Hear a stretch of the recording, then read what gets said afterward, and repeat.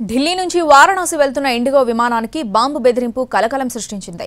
విమానాన్ని రన్వేపై అత్యవసరంగా నిలిపివేశారు. వెంటనే స్పాట్కు చేరుకున్న భద్రతా సిబ్బంది ప్రయాణికులందరినీ సురక్షితంగా తరలించారు. తర్వాత విమానాన్ని క్షుణ్ణంగా తనిఖీ చేశారు. ఉత్తపుకారే అని తెలిసి ఊపిరి పీల్చుకున్నారు. ఢిల్లీ నుంచి వారణాసికి బయలుదేరిన ఇండిగో విమానానికి బాంబు బెదిరింపులు రావడంతో ప్రయాణికులు తీవ్ర భయాందోళనకు గురయ్యారు. ఉదయం 5 గంటలకు ఇందిరాగాంధీ అంతర్జాతీయ విమానాశ్రయం నుంచి వారణాసికి ఇండిగో విమానం బయలుదేరేందుకు సిద్ధమైంది. కాసేపట్లో విమానం ఎగురుతుందనగా లోపల బాంబు పెట్టినట్టు సమాచారం వచ్చింది. దీంతో లోపలి వారంతా భయభ్రాంతులకు గురయ్యారు.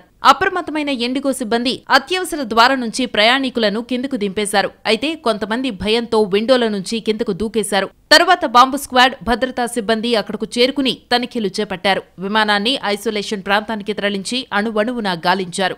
ఘటనా స్థలానికి బాంబు స్క్వాడ్ టీం, సిఐఎస్ఎఫ్ ను రప్పించారు. దీని తర్వాత విమానాన్ని పరిశీలించిన అధికారులు ఇది పుకారని తేల్చి చెప్పారు. ఇండిగో ఫ్లైట్ లాబొరేటరీలో టిష్యూ పేపర్పై బాంబు రాసి ఉన్నట్టు తెలిపారు. కేసు నమోదు చేసుకున్న అధికారులు దర్యాప్తు చేపట్టారు.